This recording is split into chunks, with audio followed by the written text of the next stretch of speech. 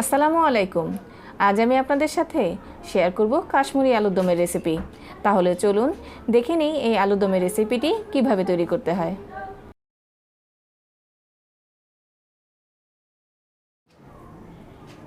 আলুর দম তৈরি করার জন্য আমি এখানে 1 কেজি আলু নিয়েছি। আলুগুলোকে আমি সিদ্ধ করে নিয়েছি। মোটামুটি 80% সিদ্ধ হলেই হবে, পুরোপুরি সিদ্ধ করতে হবে না।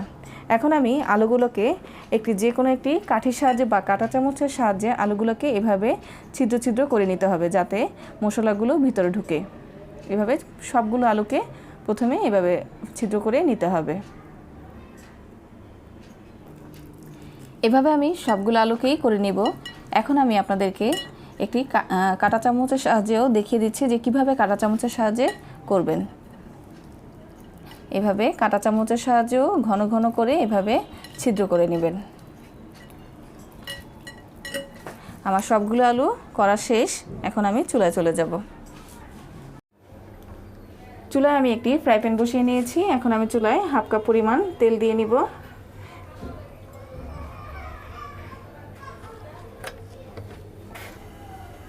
আমার তেলটা গরম হয়ে গিয়েছে। এখন আমি আলুগুলোকে মিডিয়াম আঁচে ভেজে নিব।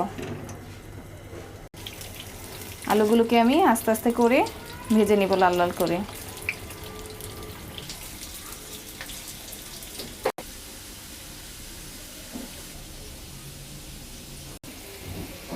আমার আলুগুলো ভাজা হয়ে গেছে। এখন আমি আলুগুলোকে নামিয়ে নিব।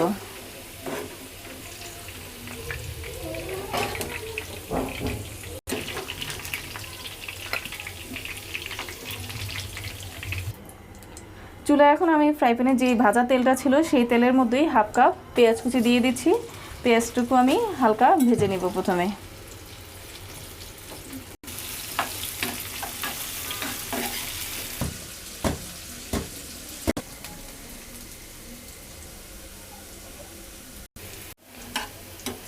পেঁয়াজগুলো হালকা লাল লাল হয়ে আসলে আমি এখন দিয়ে দিচ্ছি 3টি তেজপাতা ছিঁড়ে, শুকনো মরিচ 5টি,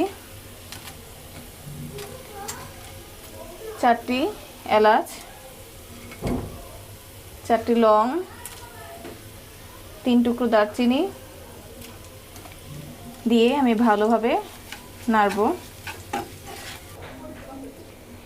এখানে আমি 2 টেবিল চামচ কাশ্মীরি লাল মরিচ, 1 চা চামচের পরিমাণ হলুদ গুঁড়ো, 1 চা চামচ জিরার গুঁড়ো, 1/2 চামচ পরিমাণ ধনিয়া গুঁড়ো, আর এখানে নিয়েছি কালো গোলমরিচ 1/2 চা চামচ, লবণ নিয়েছি স্বাদ মতো।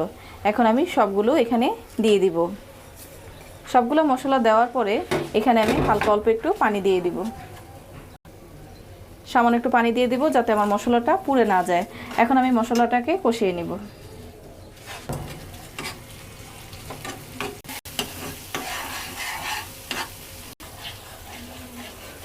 আমার মশলাগুলো কষানো হয়ে গিয়েছে। এখন আমি আলুগুলোকে দিয়ে দিব। আমি আলুগুলোকে দিয়ে দিচ্ছি।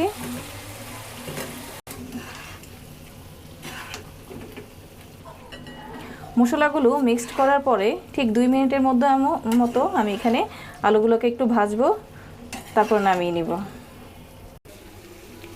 এখন আমি নামিয়ে নিচ্ছি। এখন আমি প্রেসার কুকারের মধ্যে আলুগুলোকে দিয়ে দেব।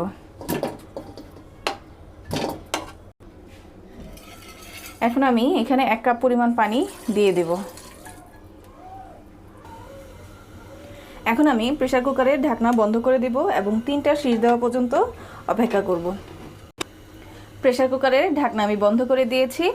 3টা সিটি দেওয়া পর্যন্ত অপেক্ষা করতে হবে। এখন 3টা সিটি দেওয়ার পরে এখন আমি প্রেসার কুকারের ঢাকনাটি খুলে দেখছি। দেখুন ঝোলটাও গাঢ় হয়ে এসেছে। এখন আমি 1 চা চামচের পরিমাণ গরম মশলার গুঁড়ো উপর থেকে ছিটিয়ে দিব। 1/2 চামচ পরিমাণ জিরার গুঁড়ো দিয়ে দিচ্ছি।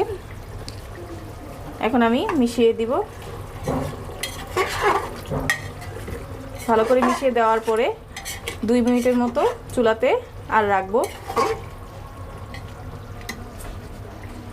আমার আলুর দম তৈরি হয়ে গেছে। এখন আমি নামিয়ে নিব চুলা থেকে। তৈরি হয়ে গেল মজাদার আলুর দমের রেসিপি। যা ভাত, পরোটা, লুচি যে কোনো কিছুর সাথেই আপনারা খেতে পারবেন। আশা করি আপনাদের সবার কাছে এই রেসিপিটি খুবই ভালো লাগবে। যদি আমার এই রেসিপিটি আপনাদের ভালো লেগে থাকে তাহলে আমার চ্যানেলটি সাবস্ক্রাইব করে আমার পাশে থাকবেন। তাহলে আজকে এই পর্যন্তই। আল্লাহ হাফেজ।